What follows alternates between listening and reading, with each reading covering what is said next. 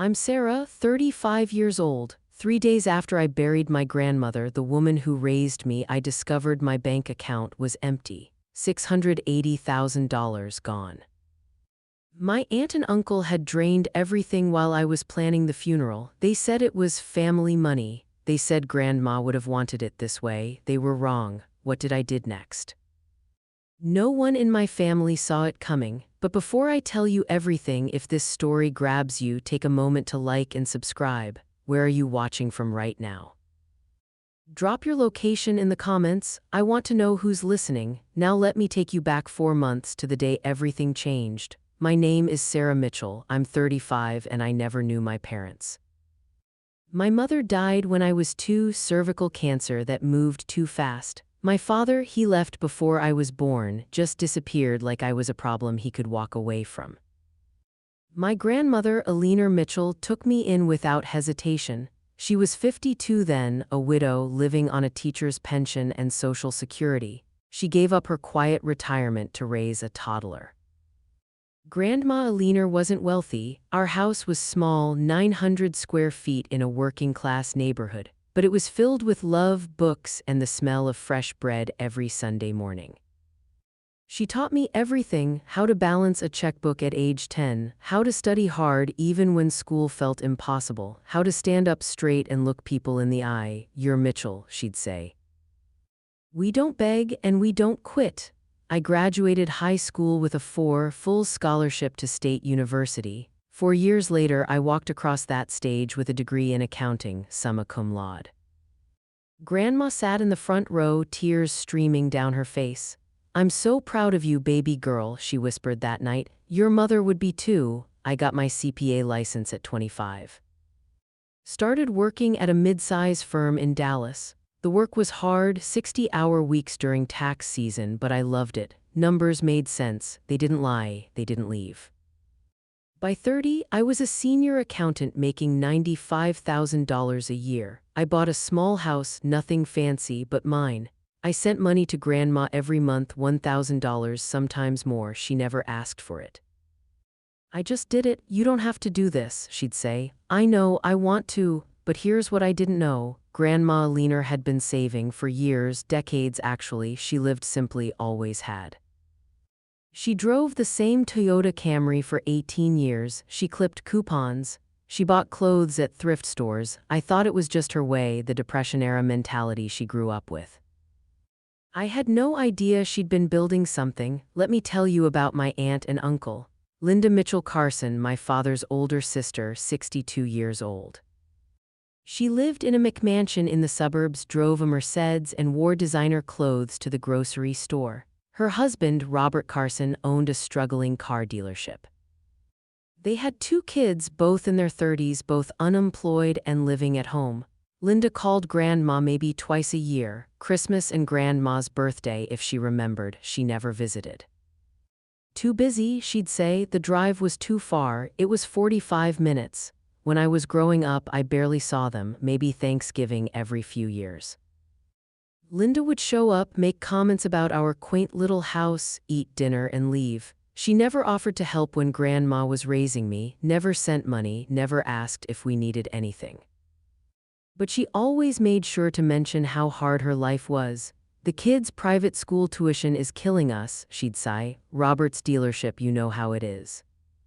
Economy's tough." Grandma would just nod and change the subject. I didn't like Linda, I didn't trust her, but grandma always said, "She's family, Sarah. We don't turn our backs on family." That philosophy was about to cost me everything. October 15th. I was at work in the middle of a client meeting when my phone buzzed. Grandma's nursing home.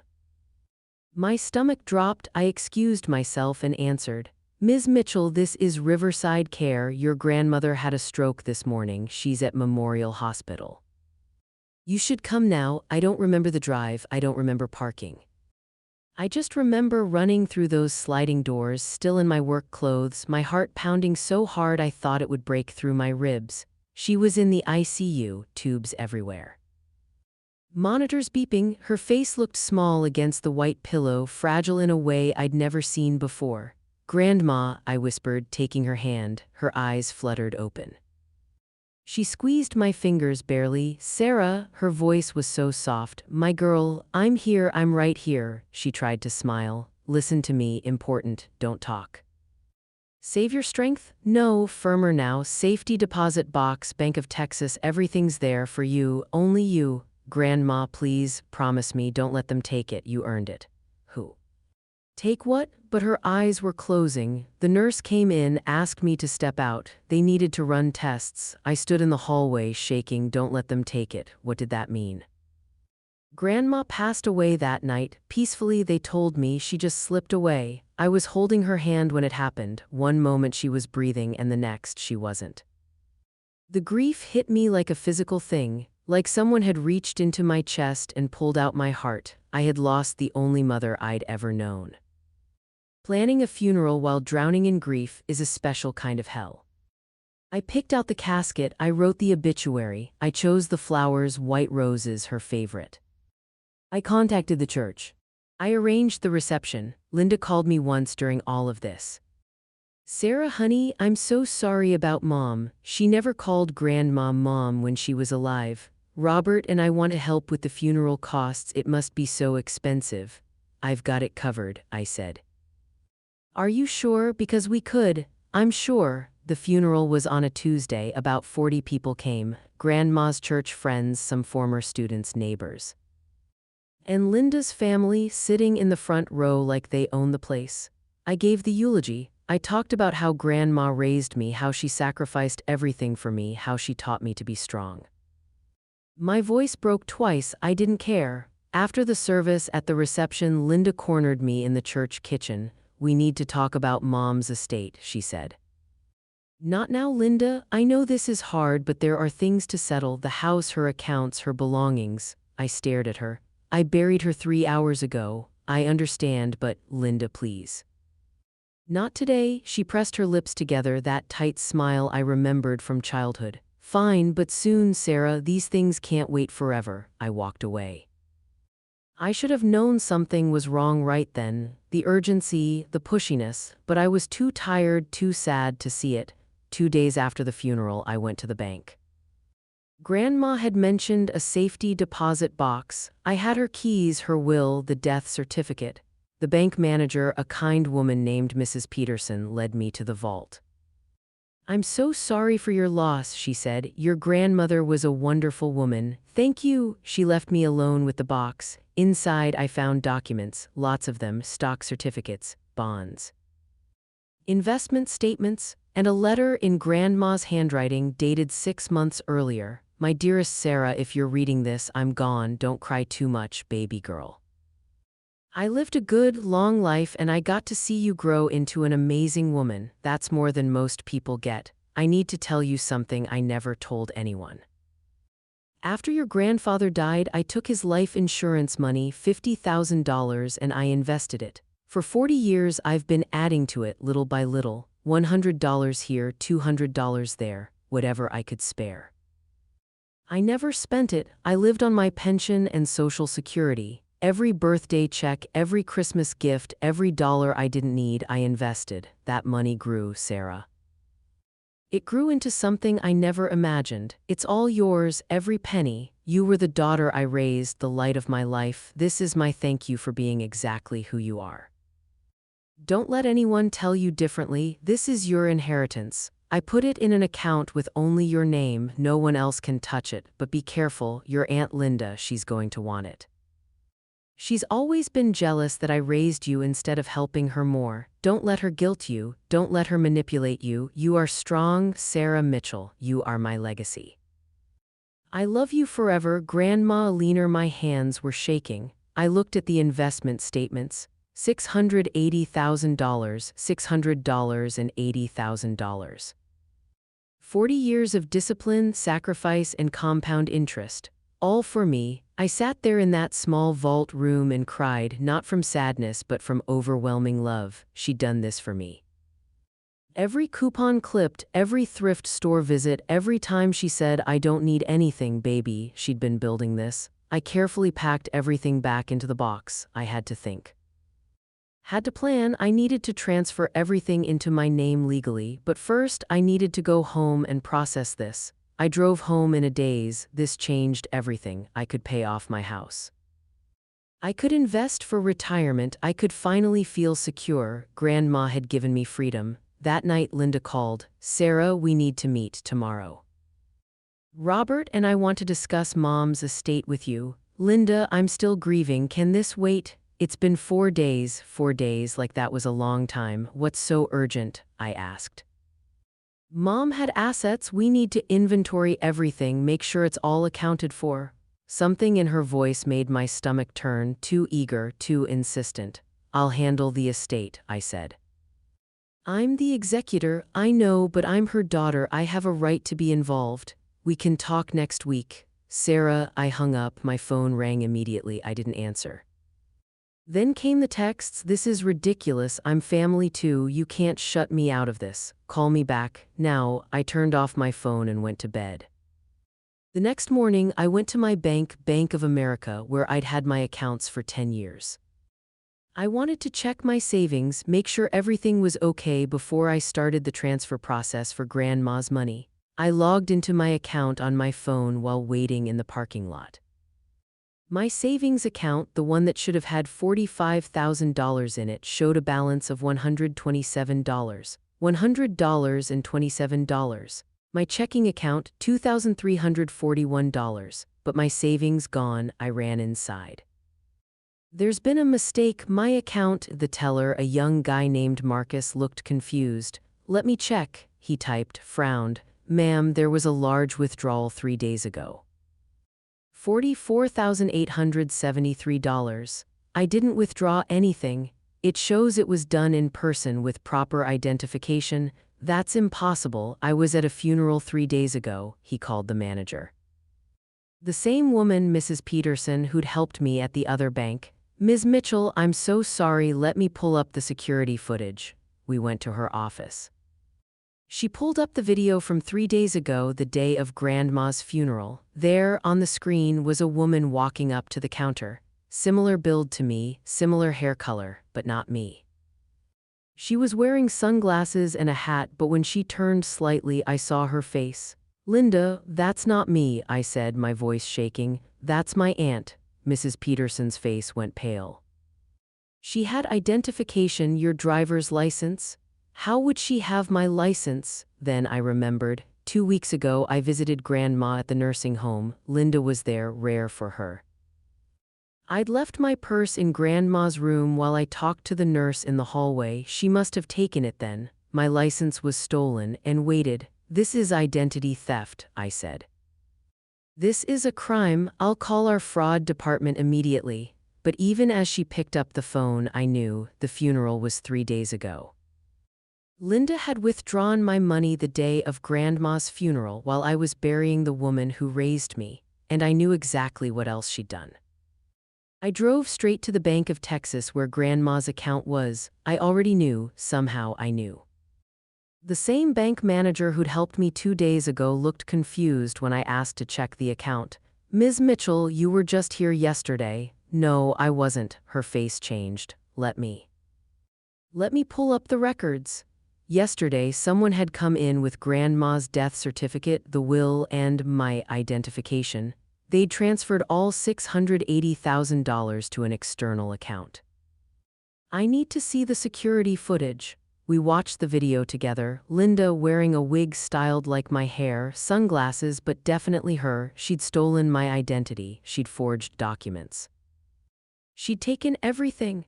While I was grieving, while I was planning a funeral, while I was saying goodbye to the only mother I'd ever known, Linda was stealing from me. $680,000 plus my own $45,000. $725,000 total. Gone. "We need to call the police," the bank manager said. "Yes," I said quietly, "we do. But first I had a phone call to make." I called Linda from the bank parking lot. She answered on the first ring. "Sarah, finally, we really need to talk about." "Where's my money?" Silence. "I don't know what you're talking about." $725,000, Linda. $680,000 from Grandma's account and $45,000 from mine. "Where is it?" "Sarah, you're upset, you're grieving, you're not thinking clearly." "I'm thinking very clearly." I saw you on the security footage. A pause, then her voice changed harder. That money wasn't just yours. Yes, it was. Grandma left it to me. She was my mother. She raised me. She saved that money for me. You have a good job. You don't need it. My family is struggling. Robert's dealership is failing. The kids need help. This is what Mom would have wanted. I almost laughed. Grandma literally wrote me a letter saying the money was mine and warning me about you. Another pause. You can't prove anything. Linda, you committed identity theft, fraud, and grand larceny. I have video footage. I have bank records. I'm filing a police report today. You wouldn't dare. I'm family. The family doesn't steal from each other while they're burying their grandmother. Sarah, please. Her voice shifted to pleading. We'll pay you back. Just give us time. How much is left? Silence. Linda, how much is left? We had debts, urgent debts. The dealership was going to close. The house was going into foreclosure. We had to. How much is left? Maybe $200,000. She'd spent over $500,000 in 4 days. I'm calling the police, I said, and my lawyer. Don't leave town. I hung up. Detective Maria Gonzalez, Financial Crimes Division, looked at me across her desk with sympathy. This is extensive, she said, flipping through the bank statements. Identity theft, wire fraud, forgery. This is a federal case. Can you get my money back? We'll try, but if it's been spent, she trailed off. Most of it's gone, I said flatly. She admitted she spent over $500,000 in 4 days. On what? Debts, her husband's failing business. I don't know what else. Detective Gonzalez made notes. We'll need to freeze any remaining assets. Interview your aunt and uncle. This could take months. I understand. Ms. Mitchell, I have to ask, do you want to press charges? This is your aunt. If convicted, she could face 10-20 years in federal prison. I didn't hesitate. Yes, I want to press full charges. Some lines once crossed can never be uncrossed. I hired a lawyer, Catherine Park, specialist in estate law and fraud cases. We have an excellent case, she said at our first meeting. The video evidence alone is damning. But civil recovery will be harder. If they've spent the money, we might only recover pennies on the dollar. What about their house, their cars? We can go after those, file lines. But it's a process. I have time. Catherine smiled grimly. Good, because they're going to fight. She was right. Linda hired a lawyer immediately. A sleazy guy named Ron Hammond who specialized in defending white-collar criminals. He called Catherine a week later with an offer. My clients are willing to return $150,000 and call it even. No criminal charges, no lawsuit, clean break. That's $575,000 short, Catherine said. It's all they have, take it or get nothing. We'll see you in court. The depositions were brutal. Linda sat across from me, her lawyer beside her, and lied for 6 hours straight. I thought Sarah wanted me to have the money. My mother always said we'd share everything. Sarah was always greedy, even as a child. I sat there, stone-faced, taking notes. When it was my turn to testify, I brought everything: Grandma's letter, the bank footage, the timeline showing Linda at the bank the day of the funeral. Her lawyer tried to rattle me. Isn't it true you were jealous of your aunt's lifestyle? No. Isn't it true your grandmother felt guilty for not helping her own daughter more? No. Grandma specifically warned me about Linda in her letter. That letter could be forged. It's in her handwriting. I can get 3 handwriting experts to verify it. He moved on quickly. The criminal trial started 6 months later. Federal prosecutor, Assistant U.S. Attorney James Walsh built an airtight case: bank records, video evidence. Digital forensics showing Linda had researched how to withdraw money from someone else's account the week before Grandma died. She'd planned this. Robert, her husband, testified against her in exchange for immunity. She told me it was her inheritance. I didn't know she'd stolen Sarah's ID. Their 2 adult children refused to testify. Linda's defense was weak. I made a mistake. I was grieving. I wasn't thinking clearly. But the prosecution showed her bank statements. Within 48 hours of stealing the money, she'd Paid off $180,000 in dealership debts, purchased a new BMW $75,000, put down payment on a vacation home, $100,000, bought jewelry $40,000, paid for her kids' credit card debts $85,000. This wasn't grief. This was a shopping spree. The jury deliberated for 3 hours, guilty on all counts. At sentencing, Linda's lawyer begged for leniency. She's a first-time offender. She has no criminal history. Her family needs her. Judge Richardson, a no-nonsense woman in her 60s, wasn't moved. Ms. Carson, you stole from your orphan niece while she was burying the grandmother who raised her. You showed no remorse, no conscience. You spent that money on luxuries while your victim struggled to pay for a funeral.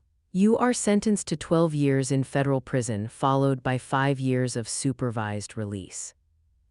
You will pay full restitution of $725,000 plus interest and court costs. Linda burst into tears. Her lawyer started objecting. I sat in the gallery watching. I felt nothing, empty, just empty. Robert's car dealership closed 3 months after Linda's conviction. He filed for bankruptcy. Their house went into foreclosure. I could have bought it at auction, but I didn't. I wanted nothing that belonged to them. Their 2 kids moved out of state. I heard they blamed me for destroying the family. I didn't care. The restitution payments started. $500 a month from Robert's new job at a tire shop. At that rate, I'd be paid back in full in 120 years. Catherine managed to liquidate some of their remaining assets. I recovered about $180,000 total. Not enough, not even close, but it was something. 2 years after Grandma's death, I was still rebuilding. I'd moved to a smaller house to save money. I drove a used car. I worked overtime every chance I got. The money I'd recovered went into an investment account, just like Grandma would have wanted. I visited her grave every Sunday, always brought white roses. I'm okay, Grandma, I'd say. I'm going to be okay. One Sunday I found flowers already there, fresh white roses, a card tucked into the stems. She was proud of you, so am I. Patricia, Grandma's best friend from church, she'd been at the funeral, had testified at the trial. I called her that night. Patricia, thank you for the flowers. Oh honey, I leave them every week. Your grandma was my dearest friend, and you're the daughter she always talked about. We talked for an hour. She told me stories about Grandma I'd never heard. She saved that money for 40 years, Patricia said. Every time we'd go to lunch, she'd order the cheapest thing on the menu. I'd ask why, and she'd say, I'm building something for Sarah. I started crying. She loved you so much, Patricia continued, more than anything in this world. Don't let what Linda did take that away from you. After that, Patricia and I had lunch once a month. She became the grandmother figure I'd lost. Some families are born, some families are chosen. 3 years after the theft, I wrote Linda a letter in prison. I never sent it, but writing it helped. Linda, you took $725,000 from me, but that's not what you really stole. You stole my grief. The days after Grandma died should have been about remembering her, honoring her, healing. Instead, I spent them fighting you. You stole my security. That money was supposed to be my future, my safety net, my freedom. You took that. You stole my trust. I'll never look at family the same way. But here's what you didn't steal. You didn't steal who I am. I'm still standing, still working, still building. You didn't steal Grandma's love. That lives in me, in my memories, in the lessons she taught me. You didn't steal my strength. If anything, you proved I have more than I knew. I don't forgive you. I don't think I ever will. But I also don't think about you much anymore. You're just a woman in prison who made terrible choices, and I'm free. Sarah, I burned the letter in my fireplace that night. I watched it turn to ash.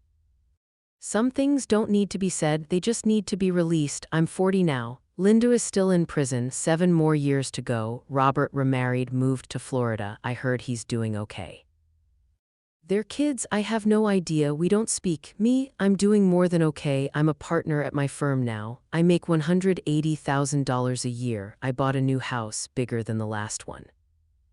I have a garden where I grow tomatoes and roses. I'm dating someone, a kind man named David who teaches high school history. He knows my story, he doesn't judge. The money I recovered is now worth $240,000 thanks to good investments and time. It's not the $680,000 grandma left me. It never will be, but it's mine and it's growing. I think Grandma would be proud. I know I am. If you're still watching this, thank you. Here's what I want you to take from my story. First, trust your instincts. I knew something was wrong with Linda. I felt it my whole life. I should have protected myself better. Second, document everything. The only reason I won was because I had evidence. Bank records, videos, letters, evidence saved me. Third, blood doesn't make someone family. Linda shares my DNA, but she was never family. Family doesn't steal from you when you're grieving. Fourth, some battles are worth fighting. It would have been easier to walk away to let Linda keep the money, but I fought for Grandma, for myself, and I'd do it again. Fifth, you are stronger than you think. I didn't think I could survive losing Grandma and my life savings in the same week, but I did. You can survive more than you know. If someone in your family is stealing from you, manipulating you, or using your love against you, you are allowed to walk away. You are allowed to say no. You are allowed to protect yourself. Blood doesn't give anyone the right to destroy you. Thank you for reading my story. If it resonated with you, I'd love to hear about it in the comments. Have you ever had to set boundaries with family? Have you ever been betrayed by someone you trusted? You're not alone. Take care of yourself. You matter. And don't let anyone tell you otherwise.